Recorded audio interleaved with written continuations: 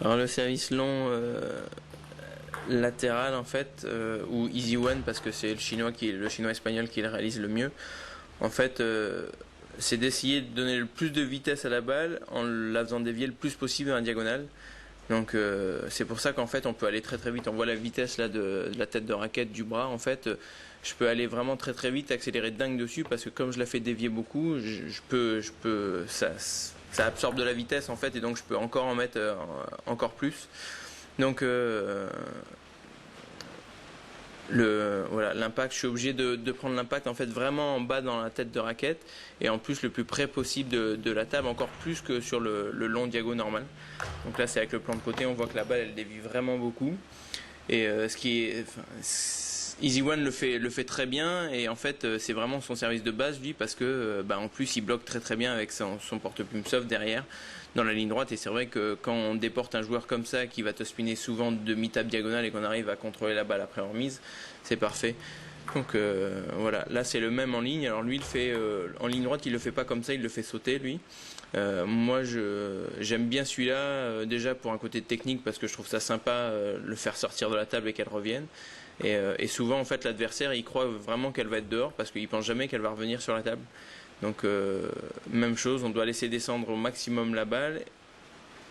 Je suis obligé de me tourner un petit peu, d'ouvrir au niveau des épaules, là on le voit. Et l'impact il est encore plus proche, c'est ce que je disais tout à l'heure, encore plus proche de la table que sur le long diago. Et je peux mettre encore une fois beaucoup de vitesse parce qu'avec l'effet, ça me permet de contenir un peu une partie de la vitesse, donc je peux en mettre un peu plus. Voilà. Et l'impact là sur le côté haut dans la raquette, en fait, le premier bond il n'est pas parfait, mais le problème c'est que je suis obligé de l'assurer un peu aussi au niveau de la longueur, puisque je prends vraiment beaucoup de risques déjà au niveau de la latéralité. Donc là on le voit, la balle elle sort un petit peu de la table et elle revient.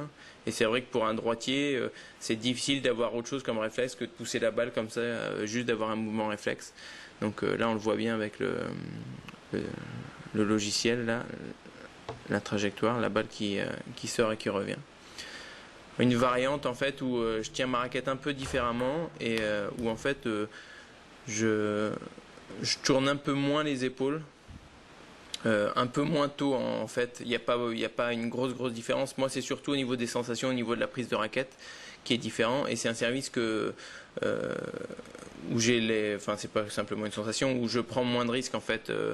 Il dévie sans doute moins, il sort un peu moins de la table, mais il est moins risqué à faire, donc que je vais peut-être plus facilement réaliser, notamment sur des tables qui accrochent beaucoup plus, notamment par exemple une table Yula où la balle accroche beaucoup. C'est un service qui va être plus facile à réaliser que sur une table Cornio par exemple qui glisse où la balle va avoir tendance à partir en fait. La différence entre le long diago et le long ligne droite. Donc sur le long ligne, je suis obligé d'ouvrir l'épaule un peu plus tôt. La fin est quasiment la même, mais par contre, c'est vrai que au ralenti, on voit que je suis un peu plus tourné sur le long ligne droite que le long diago. Ça reste pas vraiment flagrant. Ce qui est flagrant, c'est la prise de balle en fait sur le long diago. Je la prends un peu plus loin que sur le long ligne. Voilà. Voilà, mais là, ça pour l'adversaire, c'est imperceptible et ça se joue entre 5 et 10 cm. À vitesse réelle, c'est impossible à voir. Donc voilà, c'est un service donc, qui est vraiment intéressant, le long diago sur droitier, les droitiers un peu lents, et le problème c'est qu'il faut vraiment avoir une sacrée qualité de bloc derrière parce que la balle arrive souvent relativement bizarre, comme on a servi long diago avec beaucoup d'effets, la balle a tendance de temps en temps à être side-spinée par l'adversaire, donc il faut pouvoir bien la contrôler. Le long ligne, je l'utilise surtout sur droitier. Même les droitiers qui jouent très bien en vert parce qu'il est vraiment difficile à remettre. Maintenant, c'est vrai qu'il est aussi difficile à réaliser, c'est ce que je disais, suivant les conditions de jeu, notamment les tables. Donc voilà. Moi, bizarrement, j'aimerais, si je jouais un gaucher, j'aimerais pas prendre ce service-là dans mon plein coup droit parce que je trouve que c'est difficile aussi de s'ajuster quand la balle revient vers nous dans le coup droit. Mais à chaque fois que je l'ai essayé sur gaucher, j'ai pris un pain. Donc j'ai abandonné l'idée de le faire sur gaucher, je le fais simplement sur droitier.